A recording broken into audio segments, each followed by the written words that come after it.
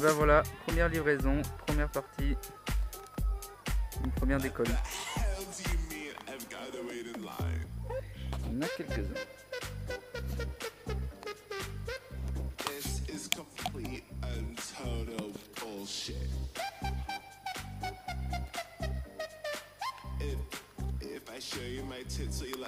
Allez, je vous les montre et je vous refais une vidéo après.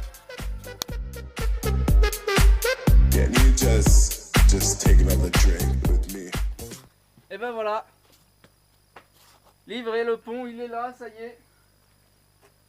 600 kg, je sais pas comment je vais le monter, mais je vais le monter, ouais. Avec la cabine de sablage. Donc pareil, je sais pas où je vais la mettre. Je vous fais un petit tour du garage après. La plupart du matériel sont montés depuis la première livraison. Là, on est à la deuxième. Bon, il y a eu des colis de temps en temps. Une fois par jour, en général, j'avais un colis ou deux. Donc, je vous fais un récapitulatif à la fin de la vidéo. Une fois que tout sera monté, allez, souhaitez-moi bon courage. Qu'est-ce que c'est? Qu'est-ce que c'est? C'est le nouveau pont! Mais oui, bah il est là! Mais ça y est, il est enfin monté! Salut à tous, c'est Dodo, j'espère que vous allez bien. Ça y est, je vous fais un petit tour du garage comme promis. Ça y est, il est monté. Tout est monté, donc ouais, je suis content, ouais. Allez, je vous fais un petit tour. Donc on commence par le pont. Un bicolonne, comme vous pouvez le voir. Lève 4 tonnes, j'en suis plutôt content. Donc il est bien, il est fixé au sol et fixé en haut. Pour plus de sécurité. Non, très content, j'ai mis le K4 dessus, il a jusqu'à 4 tonnes, impeccable. Très bien. Alors petite parenthèse quand même, j'aimerais que vous me disiez, si vous le saviez, lorsque j'ai reçu le pont, il y a eu 2 bras courts et 2 bras longs. Je ne sais pas si les bras courts vont à l'avant ou à l'arrière du véhicule. Je pense qu'ils vont à l'avant parce que dans ce cas-là, ça veut dire que le moteur serait plus près du pont et que ça sera mieux équilibré. J'ai essayé de les mettre les longs à l'avant et les courts à l'arrière, mais ça me plaît pas trop, je vous montre. On voit bien là que celui-là est plus court que celui-là. Et pareil de l'autre côté. Celui-là est plus long que celui-là.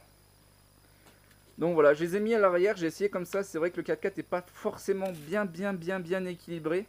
Je pense que plutôt que les longs vont à l'arrière de chaque côté et que les courts vont à l'avant, pour que le moteur soit tout simplement plus près du pont et que ça soit un peu mieux équilibré entre l'avant et l'arrière. Voilà, laissez-moi un petit commentaire sous ma vidéo si vous savez. Ensuite, la cuve par gravité pour vidanger avec la tête d'aspiration. Bon, je sais pas ce que ça donne, j'ai pas encore testé. J'ai testé juste comme ça en mettant le doigt, en la mettant sous vide, ça va super bien, ça aspire super bien. Mais voilà, j'ai pas encore testé, je sais pas, je vais voir un peu ce que ça donne par aspiration. Je sais vraiment pas ce que ça donne. À essayer, à tester pour voir. Ensuite on continue, donc petite servante bleue, vous verrez que la plupart du garage est bleu et rouge, la couleur dominante est rouge. Oh, j'aime bien le rouge, et puis j'ai fait des petites touches de bleu, donc voilà. Petit jeu de clés américaine avec l'œillet au bout, à cliquer. Petit jeu de clés pour les tuyaux, genre flexibles de frein, etc., qui sont vachement souvent grippés et tout, difficile à défaire, donc voilà. Petit jeu de clés bien sympathique. Là on a donc clé à bougie avec ces 3 douilles. Voilà, m'a pas coûté cher. J'ai dit bah, de toute façon j'en ai pas donc il faut que j'en achète. Le tournevis à frapper. Que je suis tout le temps après abîmer mes tournevis parce que ça rentre pas. Donc là j'en ai pris un frappé pour enlever le plus gros de la rouille. Super bon, j'ai déjà essayé, nickel. Et ensuite une petite mallette pour les boulons, enfin les écrous pardon, de vidange. Donc là c'est tout un jeu.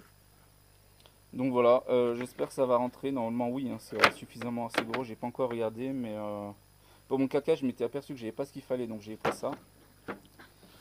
Donc voilà. Ensuite petite fontaine pour nettoyer les pièces avec un dégraissant. Bon, le dégraissant est pas dedans. Mais voilà, j'ai pris une petite fontaine, j'ai trouvé sympathique. Bon après je vous l'avoue, c'est plus par caprice et pour essayer un petit peu pour voir ce que ça donne. Bon, elle m'a pas coûté cher non plus, une centaine d'euros, voilà, à tester. Ensuite, j'ai pris quelques fluides. j'ai pris de... Bon, j'ai pas tout acheté là, hein. J'ai pris de l'huile, un peu de nettoyant frein, il y a quelques bouteilles. J'avais acheté aussi un petit peu du liquide de refroidissement, et puis voilà, le reste j'y avais déjà. Ici, j'ai acheté une petite étagère pour ranger 2-3 trucs en bleu et rouge. Voilà, je suis resté dans le thème. Plutôt pratique, il y a pas mal de rangements. Comme vous pouvez le voir, j'ai déjà pas mal rangé de trucs. Ça va super bien pour les petites vis et et les boulons, etc. Ça va super bien. Voilà. Ensuite, ma grosse sableuse que je suis très content. Vous verrez le montage, j'ai pu la filmer un petit peu le début de montage. Vous verrez, j'ai fait un peu le con et tout. Non, non, vraiment très content. Bon là, vous verrez, elle est en entier. Là, il manque absolument rien, forcément. Hein. Thanks. Later, bitches.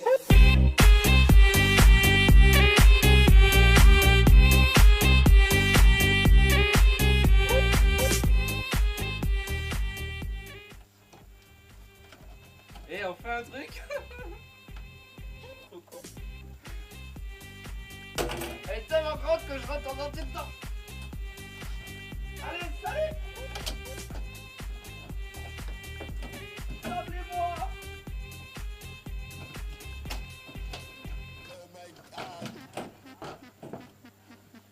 Tada. Bah marteau. On est complètement barjot à la montagne. Later, bitches.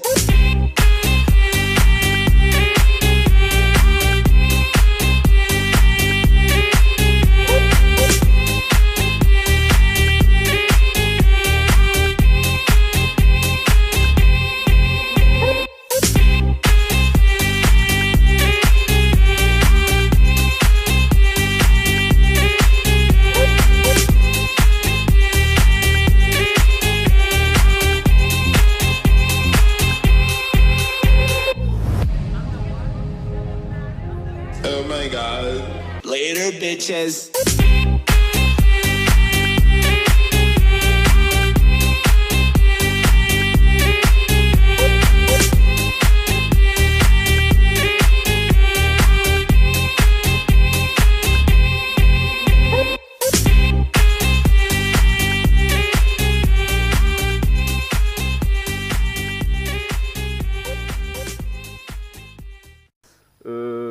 Je vais vous montrer un petit peu l'intérieur.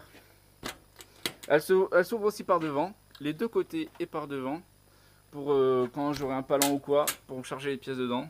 Bon là vous verrez rien malheureusement parce que c'est pas éclairé du tout. J'ai pas envie de l'allumer parce que ça fait un bruit monstre. Avec aspiration pour les particules, pour pas être trop gêné pendant le sablage. Bon là je sais pas si vous voyez grand chose. Hein. Hop. Très content, elle s'éclaire de l'intérieur, elle fonctionne à 6-7 bars. Non, très content. Je vais vous montrer une pièce d'ailleurs. Où est-ce que je l'ai mise? Elle est là. Voilà. Donc la différence, bon, j'ai fait à peu près que la moitié, hein, comme vous voyez.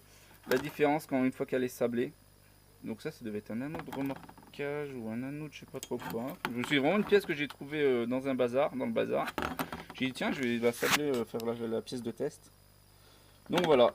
Bon après là, je vous avoue, ça fait quelques jours que je l'ai sablé. Donc il y a des taches de rouille qui sont déjà revenues.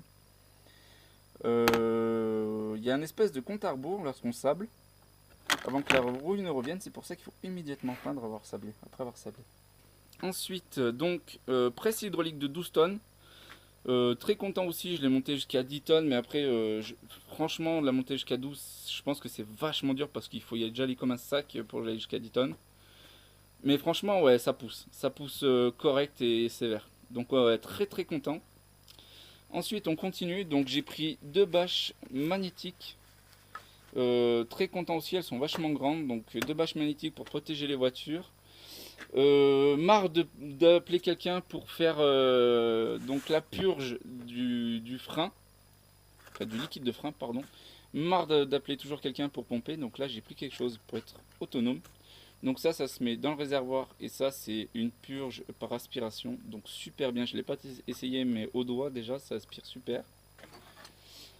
Après avoir sablé les pièces, j'ai pris un petit pistolet à peinture, bon vraiment tout petit, hein. C'est un semi-pro, vraiment tout petit, mais pas encore essayé non plus, mais il a l'air d'être pas mal. Petite pince à circlips, Petit coffret, petite pochette à pince Circlips, très content. Ensuite, petite Dremel, ou je sais pas comment ça s'appelle, c'est une toute petite ponceuse à pneumatique. Voilà, j'avais acheté 2-3 trucs aussi, 2-3 brosses qui vont avec. Et là, ce sont deux testeurs de compression. Il y en a un essence, donc celui-là c'est l'essence. Pas encore testé, mais ça a l'air pas mal. Bon, après, c'est tout neuf, hein, donc très franchement, j'ai rien testé encore. Donc ça, c'est le testeur de compression pour le diesel. Il fait aussi apparemment pour les poids lourds. Donc bon, bien que je n'ai pas de poids lourd, voilà.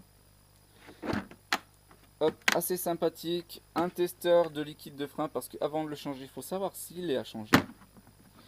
Un multimètre, parce que le mien était cassé. Donc j'en avais plus, donc j'en ai racheté un. Ensuite, un pied à coulisses digital.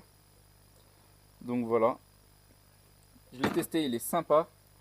Ça a été aussi un petit caprice. J'ai pris les petits... Alors attendez, ils sont verts. Ça a été un petit caprice. J'ai pris les étiquettes de maintenance sur monoutillage.com. Alors je sais pas si vous verrez, ça va peut-être un peu flou.